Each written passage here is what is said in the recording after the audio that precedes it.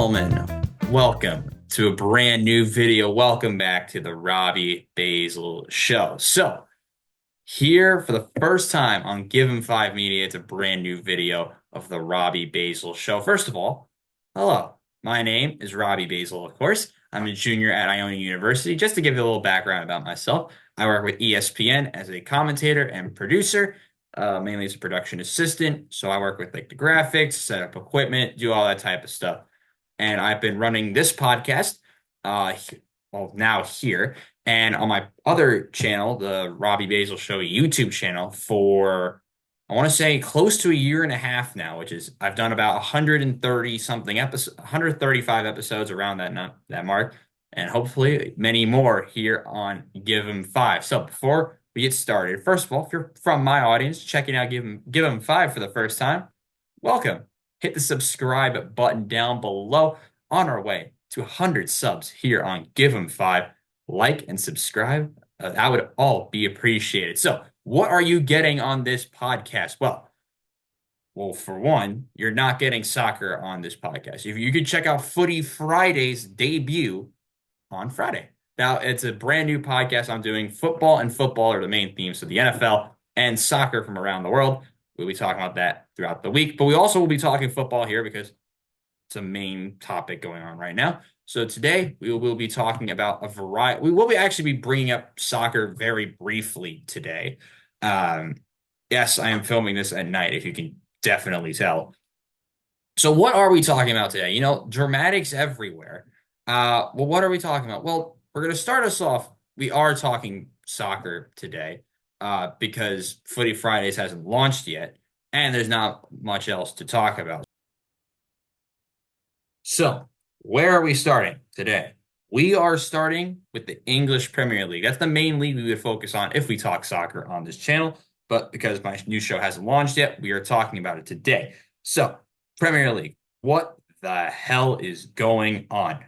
Well, we'll start us off with Saturday. If you watched my show last time, I was very high on the continuing of narratives. And well, some of the narratives didn't happen. Obviously, Man City went out and lost to Brighton because that makes sense.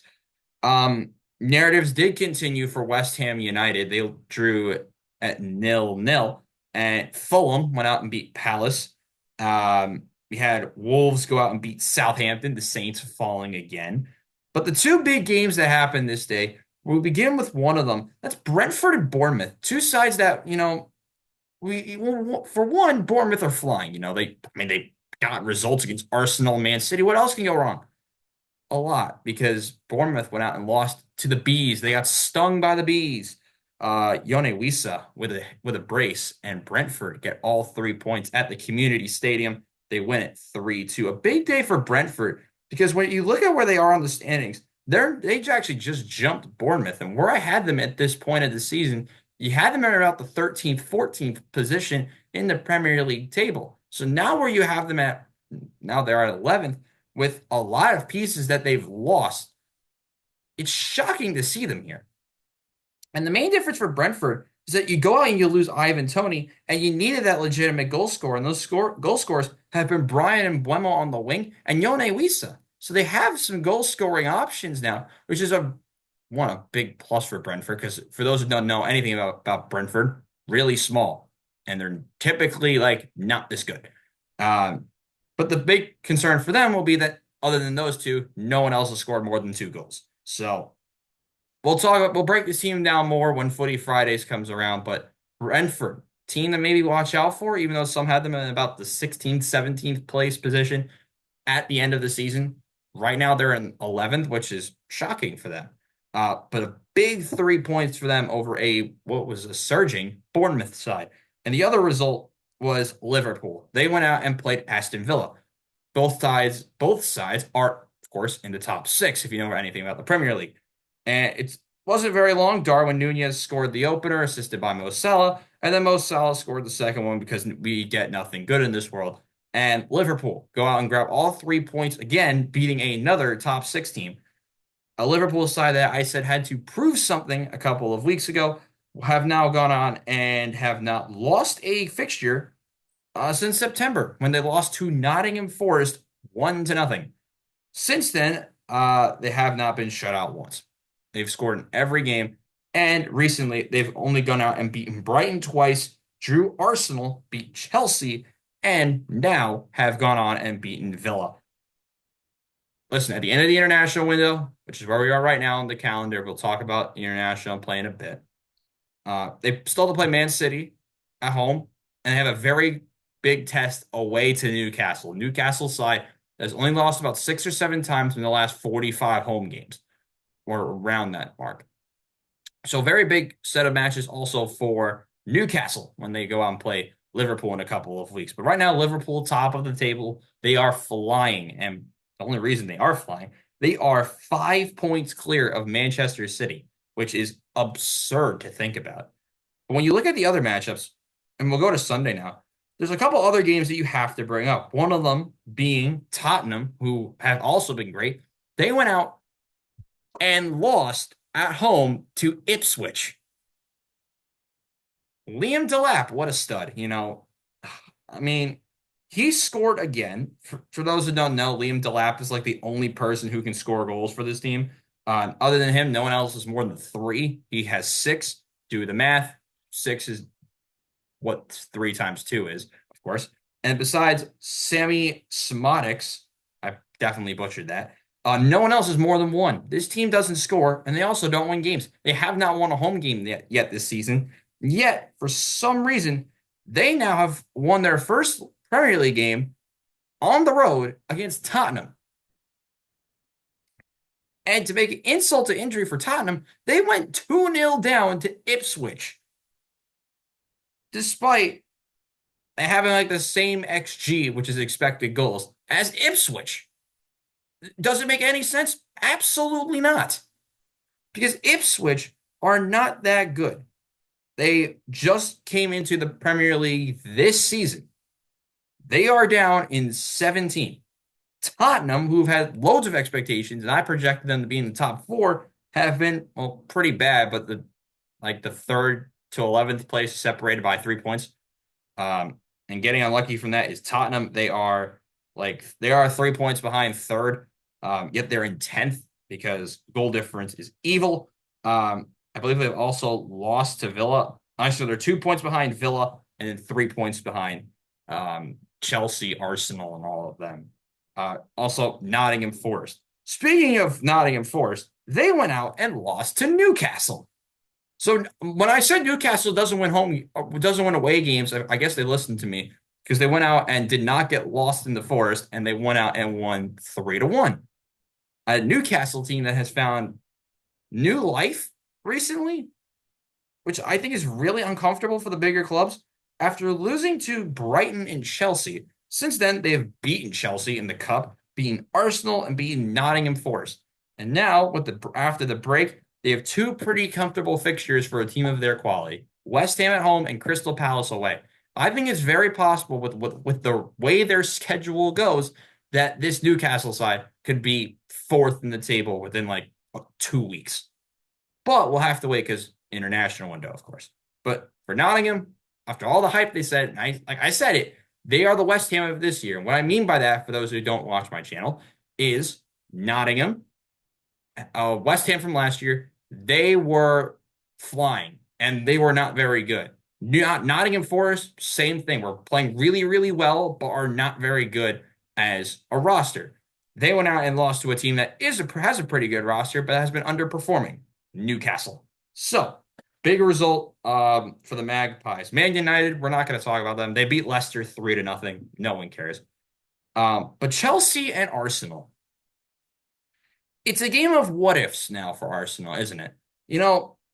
When you have multiple players put up terrible performances, questions continue to rain down from the heavens, and Pedro Neto continuing to score goals against Arsenal. If you can limit Cole, like I said on Friday, if you can limit Cole Palmer, Arsenal are winning this game. They limited Cole Palmer, and they still found a way to not win this game. They went out and drew because Pedro Neto is inevitable. Martinelli scored, then Neto scored for Chelsea. Game ends 1-1.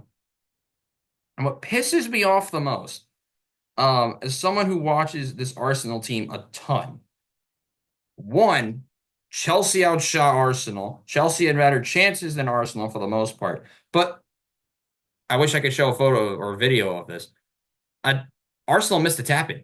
Leandro Trossard was being selfish and didn't let it go to Kai Havertz in the end. And if that chance is converted, Arsenal win the game. Kai Havertz is right there. It's a tap in. Arsenal win. But Trossard, who has been particularly horrible this season after the resurgence from last year, um, hasn't done anything for this team, which is saying a lot because the top scorer on this team for Arsenal has 4 goals. Four. Cuatro golazos. Four. And it's Kai Havertz, and he hasn't been good either. Saka has 3. Martinelli has 3, which is just as, I think, is around the amount he had last season in total. Trossard has 2. And if you look at his rating of a 6.59 out of 10 on the FootMob rating scale, that is, I can't even say the word I was going to say. I was going to get demonetized. That's terrible. And that's all I need to say. Arsenal look bad. That's all you need to know because Arsenal, a team I had winning the league this year. This is the final thing I'll talk about soccer before we talk about some storylines that you can watch out for this week. Arsenal are 4th and are 9 points out of it already. So for reference, that's 3 games behind first place. And so now Arsenal, who have only won 1 of their last 5 in the league, now have to go out and play a resurgent Nottingham team in 2 weeks. Should be fun. Real quick, because I love international soccer. It's like my bread and butter. Real quick, I'll just give you guys, I know some of you aren't as interested in this part, but we'll give you a couple of storylines to watch out for this week. And I'm going to bring this up in the new video that comes out on Friday. What headlines to watch out for. So, what international storylines to watch out for? Well, for those in the United States men's national team plays this week. They play Jamaica in the CONCACAF Nations League. They play twice. If you score more goals across the 2 games, you go to the next round. Simple as that.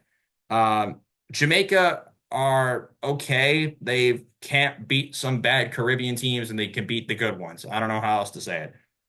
They are not the most fun team to watch Jamaica, but they can. I think they can find a way to beat the United States. I think the USA wins, but it won't be fun to watch. Yeah, back to other storylines. Well, for me, I love international ball, so I'll give you a couple of teams to watch out for and some storylines. You can probably spend about 5 minutes if you don't really care about this part. My first one is my favorite story from my own channel. That's Ghana. Ghana, who are playing in the African Cup of Nations qualifying, which is basically the continental tournament of Africa.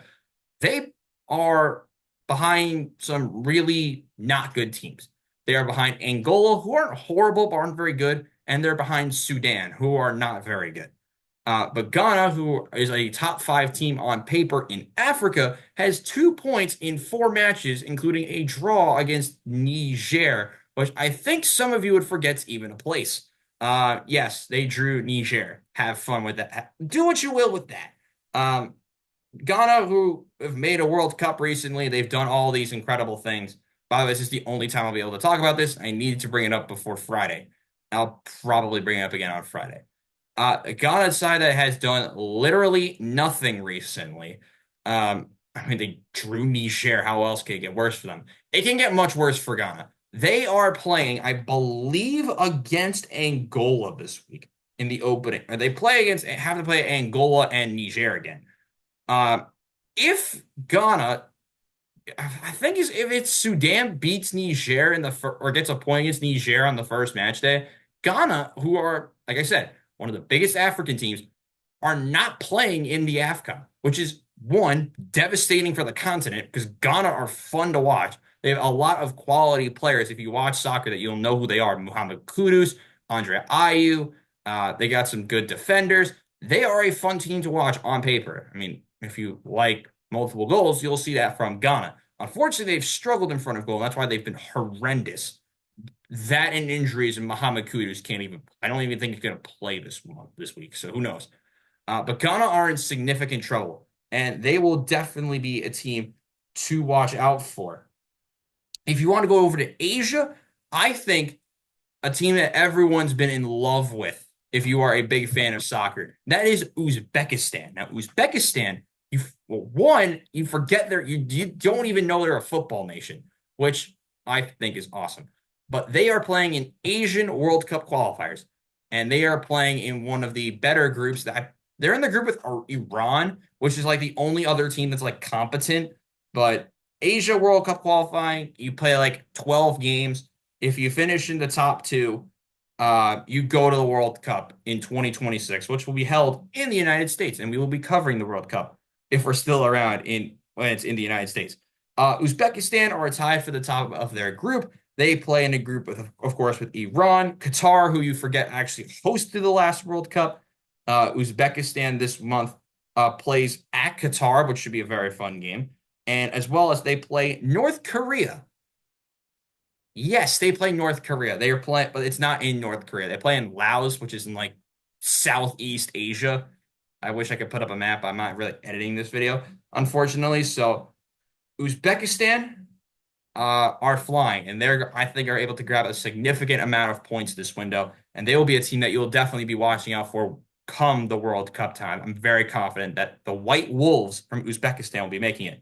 Finally, one more team to watch out for is going to be in South America. It's a country that I've been hyping up for a really long time for all the right reasons. That's Bolivia. Now, Bolivia, once again, no one would think about them as being competent. You think about Argentina, Brazil, who've also been pretty terrible, Uruguay, who are also pretty awful now, Colombia, Ecuador. No one thinks about some of the smaller countries. Peru, Chile, both of them have been not great. But the team to watch out for this window is 100% Bolivia. They are playing Ecuador, and that Ecuador team has not looked very good. And then Bolivia play in what will possibly be the worst game of the window. They play Paraguay, and Paraguay have scored 4 goals in 11 or 12 games, or whatever the hell, 4 goals in 10 games, and are currently in a spot to qualify for the World Cup. That's how weird this is. Um, Paraguay are the worst team to watch on paper. I've watched this team play. It's very, very boring. But Bolivia and Ecuador I think, will be an absolute show.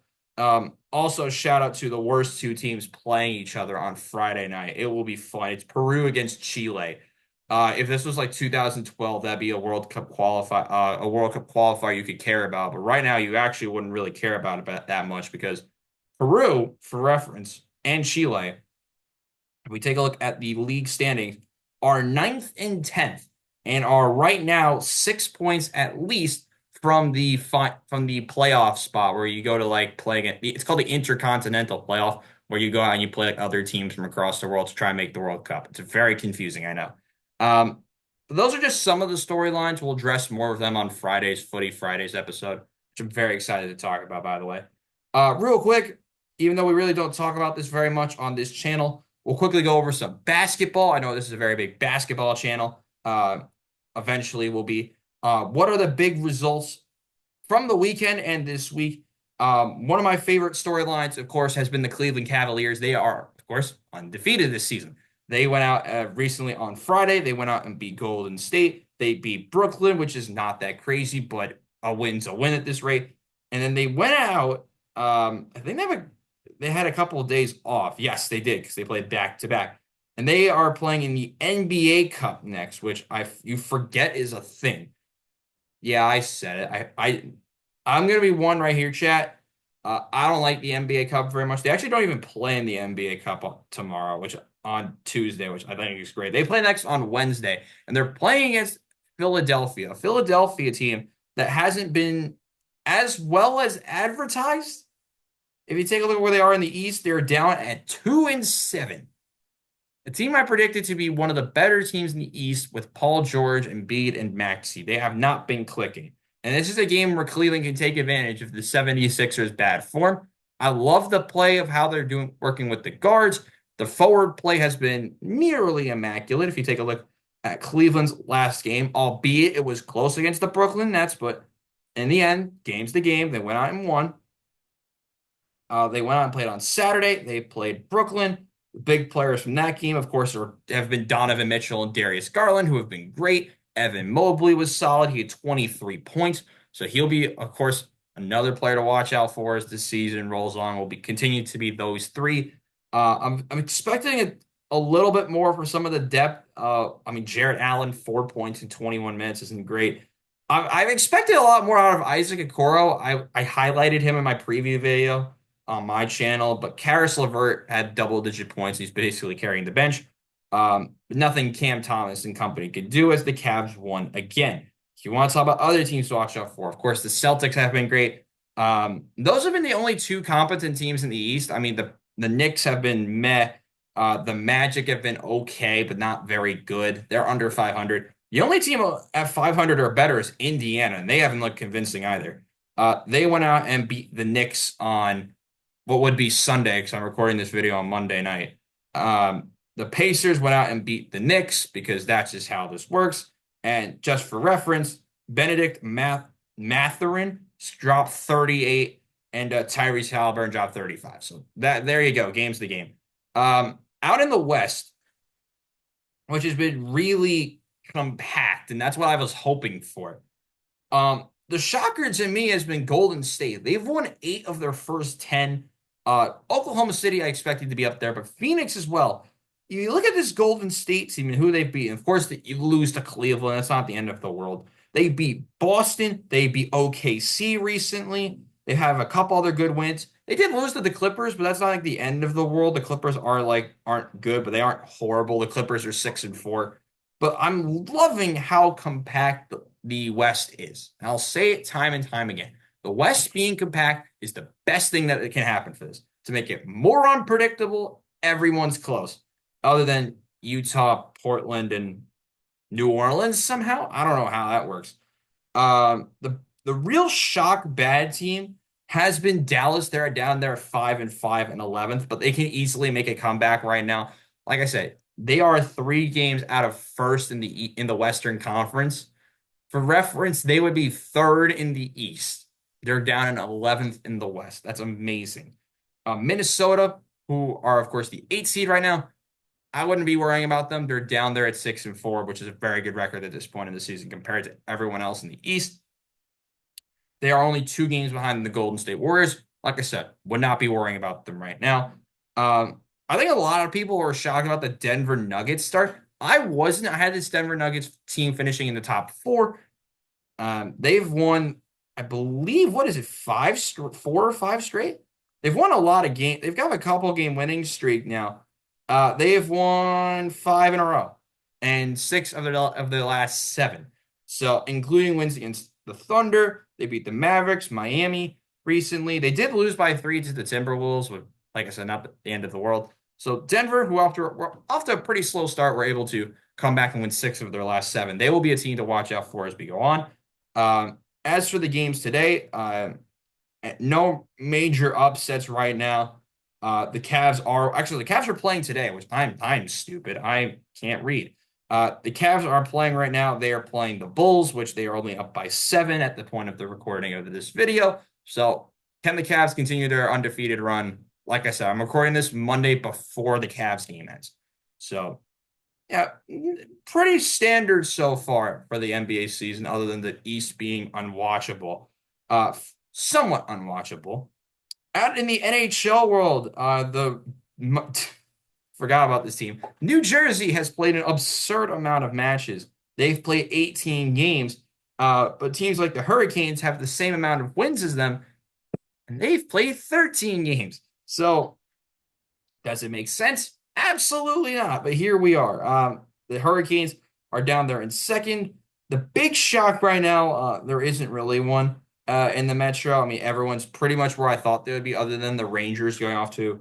They're 9-3-1. They're at 19 points. I'm not worried about the Rangers because I think they played 5 less games than the Devils. Yeah, they're not in the worst position. They have a lot of quality in the lineup. They've looked pretty all right. If you look at how the Rangers have been playing, though, they did lose 6-1 to the Sabres, which you can blame the refs all you want. You lost 6-1. You can't really blame the refs if you lose 6-1. The Rangers, though, prior to that, won 3 of 4. And recently, I believe the stat is they've won four of their last six, which isn't bad for them, honestly. They've won four of six. They're heading into what would be an interesting matchup. They're playing against the Winnipeg Jets, a team that has shocked a lot of people, being, of course, first out there in the Central Division. So a pretty top tier matchup here on a Tuesday, which this video will be going out before before puck drop of that game. So will be very interesting to see. That's for sure, at least with the Rangers and the Winnipeg Jets. Speaking of the Jets, like I mentioned, they're first in the Central Division. But the other division leaders include the Florida Panthers, who I projected to be one of the teams in the to be favored for the President's Trophy. The real shock right now are the Red Wings, not looking very good. They're down in 13 points. A team that a lot of people like to be in the wild card spot for the playoffs. The Sabres are the Sabres. They've done pretty much what I've expected them to do throughout the season so far. Everyone else is doing what I've been which have been expecting, especially the Bruins, who one of my colleagues said they were going to miss the playoffs, I believe, which is absurd. Over to the Western Conference, like I said, Winnipeg's top of the Central, with the shocker being the Minnesota Wild. How about the Minnesota Wild? They have been fantastic. Yes, they did lose to Chicago recently, but they've had people who have been able to score goals. And when I talked about this team, I'll be honest, I didn't really know another goal scorer on this team other than Kirill Kaprizov. Well, I was wrong. I was wrong, Chad. I was really, really wrong. Because Kirill Kaprizov, one, has been great. But Matt Boldy has been fantastic. He has 16 points, 9 goals, 7 games. Yes, Kirill Kaprizov has 9 goals and 19 assists in 15 games, which is absurd. But they have Matt Zuccarello, who's been fine. Marco Rossi, they're able to get goals out of him too. Defensively, they've had goals from Brock Faber and Jake Middleton. They're getting goal scoring from throughout the lineup, just not Kirill Kaprizov, not just Kirill Kaprizov. The big shocker to me has been Matt Boldy, 9 goals, 7 assists for 16 points in 15 games. Pretty good. Of course, you gotta mention Kaprizov's 9 goals and 19 assists. Wild. Absolutely wild. Shout out Middleton, though, for having a plus 13 plus minus, which is kind of nuts. But the Wild have been great. Yes, they did just lose to Chicago yesterday, but what would be 2 days ago at the time of this video. But they've been really rock solid. If you want to talk about disappointments, though, what the hell happened to Nashville? They're playing right now, but some of their recent run of form. I mean, they've only won, one of their last 4 and 2 of their last 6? 2 of their last 7 at this rate. All I got to say to that is yikes. A team I think a lot of people were having shocked the league, this Nashville Predators team. Remember the moves they made. They signed Stamkos. They signed Jonathan Marchessault. And they're not winning games like they thought they would. I mean, yes, they just went out and beat Utah, but Utah is Utah. They had 2 goals from Philip Forsberg, who's also a very good player on this team. And Gustav Nyquist, apparently. But Gustav Nyquist isn't terrible, but look, like they haven't looked great. And for a Nashville team, you were expecting them to look good. They're expected to be a top 3 team in the Central. But no, Minnesota is there. A Winnipeg team I had making the wild card. Because the other teams I had there, Dallas, Colorado, and Nashville, are not in the top 2 in the Central. Dallas is in 3rd, Colorado is in 5th, and Nashville is last. Absurd. Incredible. And finally, in the Pacific, the disappointing team right now is Edmonton, just like it was last year. Through 15 games, they have 15 points. Not the start you were hoping for. A team a lot of people counted out, but I tried not to, but I gave it eventually, was the Los Angeles Kings. And through 16 games, they've been great.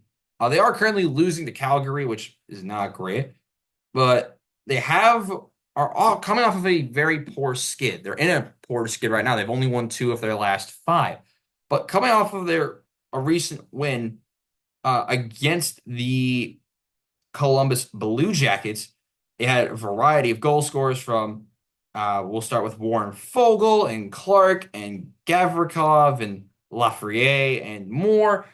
Five different goal scorers and for score all five goals. That's a great sign for a team. And right now they need to try and hold their form because the Vegas Golden Knights, who did lose recently, have been okay. I mean, they're two games less played and are only 1 point behind the Los Angeles Kings.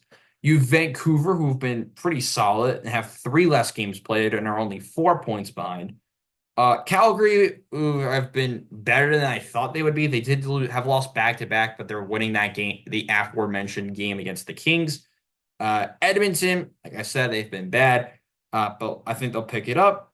Seattle, San Jose, and Anaheim are pretty much doing what they think we thought they would do. So the NHL has been interesting, but we go to the NFL now.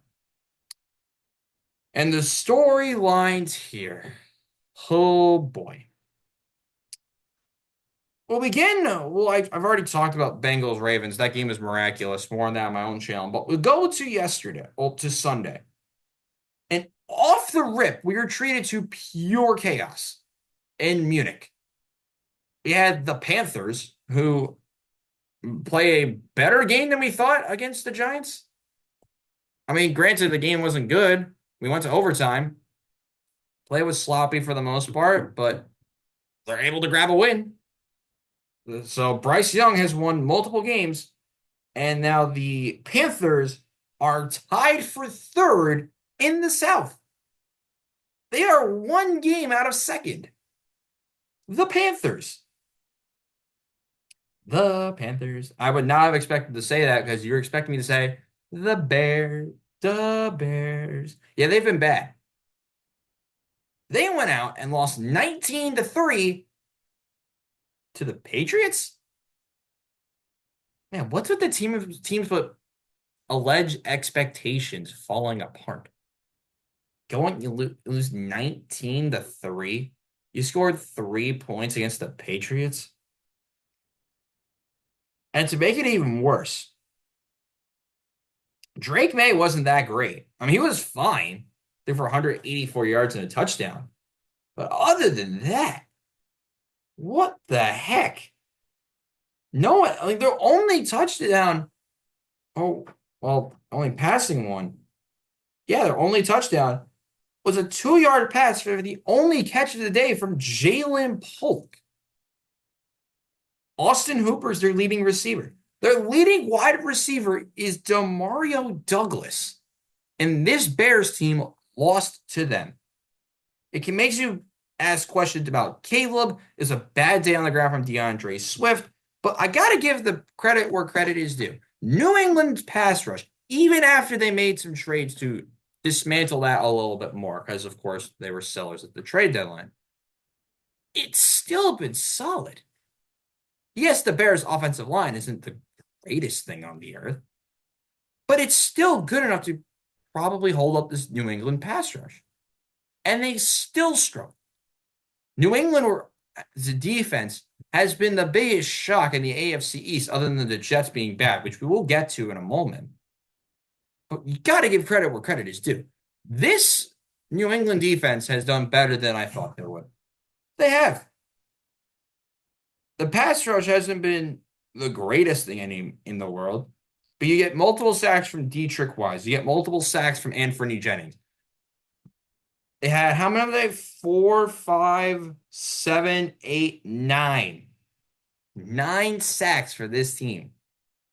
Immaculate work. They deserve all the praise. Other weird results on the day. We had the worst game ever. The Vikings scored 12 points and won, despite Sam Darnold looking terrible. Mac Jones started because T-Law was hurt, but he still was bad. You had the Chargers go out and beat the Titans. That was really only not close games. You had the 49ers narrowly edge a victory courtesy of a walk-off Jake Moody field goal. San Francisco grabs a big win for them. Because if you look at their recent form, they've now won back-to-back games and are still in second in the division because a team that is ahead of them that we'll talk about in a minute The Steelers play a miraculous game against the Washington Commanders, but a late touchdown from recently acquired Mike Williams wins the game for Pittsburgh. Immaculate. Well done. If you look at this team, it's a 32-yard passing touchdown to Mike Williams from Russell Wilson, who's looked way better than we thought. I don't know if anyone really expected this type of play from Russell Wilson after the season he had last year, but heck, I rock with this. Who hates Russell Wilson other than if you're a fan of like the Broncos or something? Actually, that would make sense if you hate him because he played for them, he sucked. He's beating them at the Super Bowl. You get what I'm saying, right? Steelers win somehow. The Saints beat the Falcons. Um, I mentioned the others. Bills beat the Colts, like I said. And then we get to Kansas City. How the hell did they win this? For me, personally, this is getting annoying. I don't know how else to say it. Patrick Mahomes was not good. He was fine, but not MVP level Mahomes. The run game was bad. The receiving game was meh. But yet they find a way. And that's the big theme with them this year. Remember that Pittsburgh Steelers team from a couple of years ago that went undefeated and then went out and lost to Washington? I have a weird feeling we might or might not see that now with this Kansas City Chiefs group. And what I mean by that, it's very simple. They don't have any receiver excelling. The only one you could really say was DeAndre Hopkins, and was not very good on Sunday. Their leading receiver and rusher from the last game was Kareem Hunt. Travis Kelce was good, 8 for 64. But you have to tell me this now. Who else is going to do something? They got lucky against Denver. They really did. Bo Nix, who I didn't know what we were going to see from him, has looked fantastic. And this Broncos team at 5-5, like that's not bad for them. But it's that one mistake at the end that will always prove KC to be more dominant. And that's in the end, they're the more clutch team. They're able to get that blocked kick and will go out and win that game. Unbelievable stuff. Did they deserve to win? Not really, but to be fair, it's a 2-point game. Either side, you can make an argument deserve to win. 3 more games left before we wrap this show up for the day. We have the Philadelphia Eagles walk all over the Dallas Cowboys. They went out and won 34-6. And, of course, with Dak being out for a while, Cooper Rush was not good. Trey Lance came into the game and threw an interception. This offense looked so incredibly incompetent. I talked to someone this morning, and there are teams in the league with awful film from very recently. And when you hear these names, you would expect it to be, oh yeah, playoff teams, 100%. Jets, Dolphins, Dallas Cowboys. All 3 teams are, at the beginning of the year, we would have said all of them, maybe excluding New York, would be in the playoff picture 1,000%. And the Cowboys are frustrating. It's disgusting to watch. That's not the only team that was disgusting to watch. But the Dallas Cowboys have looked terrible. They've lost 4 in a row and deserve to be this bad. All in Jerry Jones? I don't think so. And then we get to the team with even worse film. My pride and joy. The New York Jets. What a franchise, you know. Before we talk about the Jared Goff masterclass, let's put our phones down and just listen to what I have to say. Let's list off some of the talent on this team. On offense, starting quarterback, Aaron Rodgers. Running back, Breece Hall. With the backup of Braylon Allen.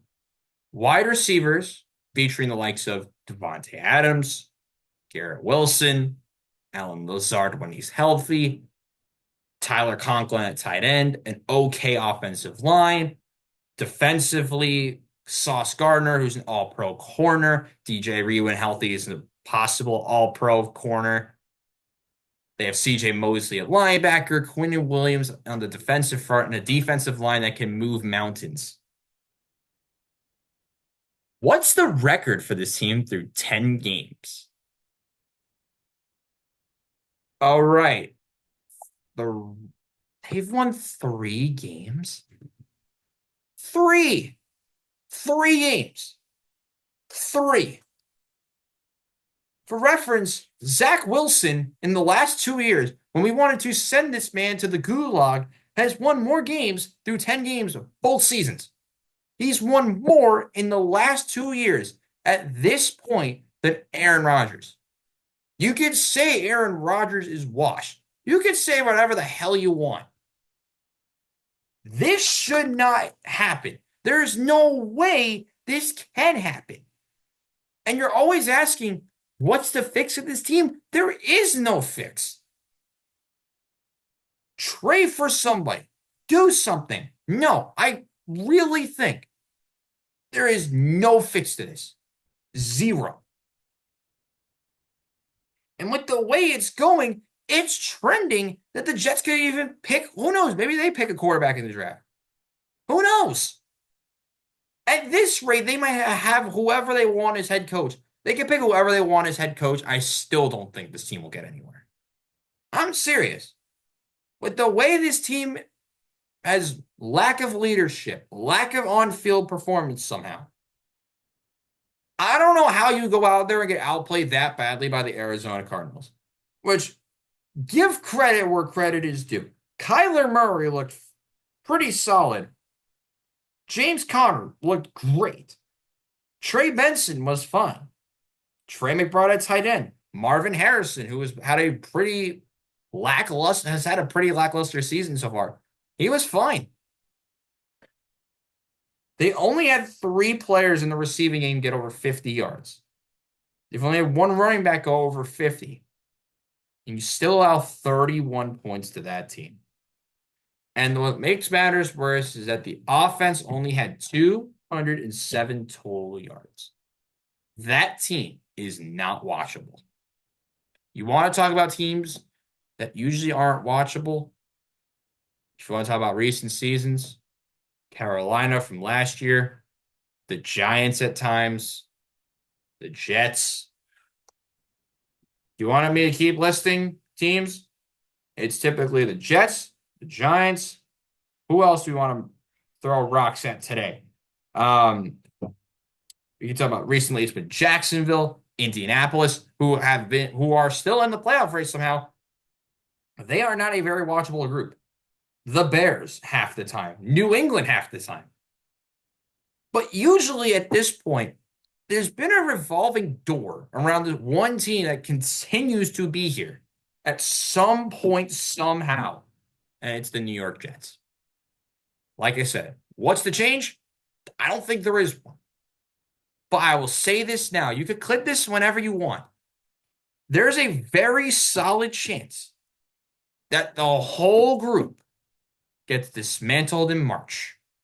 People get fired, and we go back to square one again with this franchise. There has to be a breaking point, right? For someone who watches this team a lot, I did not think it could get this bad for them. They said, watch me. And here we are, with that team being 3-7. And oh, by the way, that's tied for second in the AFC East. Because no matter what the Dolphins do, which they are winning right now with the recording of this, they at worst would be, at best, would be tied for second. Because Buffalo is going to walk away with the division. They're 5 games clear with, 7 or 8 weeks to go? They could probably clinch their division earlier than anyone else. Did not think we'd be saying that at the beginning of the year. Finally, I said I'd talk about the masterclass of Jared Goff. It was a masterclass of poor quarterback play. 7 combined interceptions compared to 3 combined touchdowns. And yet, who wins this game? The guy who threw 5 of them won. He threw 5 and won. 5. Cinco interceptions and won. And that just tells you, ladies and gentlemen, that this sport makes no sense half the time. Because that cannot happen. 50% completion percentage. 5 picks. 50%, 5 picks. Clown this man all you want. If that team, even without Aiden Hutchinson, can continue to win games, they are a Super Bowl contender through and through. And listen, David Montgomery was not very good other than his touchdown. Jahmyr Gibbs was great. Amon-Ra St. Brown may be eternally frustrating. Same with Jameson Williams. But they find a way to be 8-1. This team is the best team in the NFL right now. It's not Kansas City. It is the Detroit Lions for how they continue to find more ways to win. You can say it's the Eagles for the run they've been on, but some of their wins have been really concerning. You could say it's been the Vikings. They're at 7-2. They've been fine with Sam Darnold. Washington, you could put on the list. The Detroit Lions are the best team in the NFC. They're the best team in the NFL right now. They are better than the Kansas City Chiefs. Mark my words, they would beat the Chiefs in the Super Bowl, and it would not be close. I don't think so.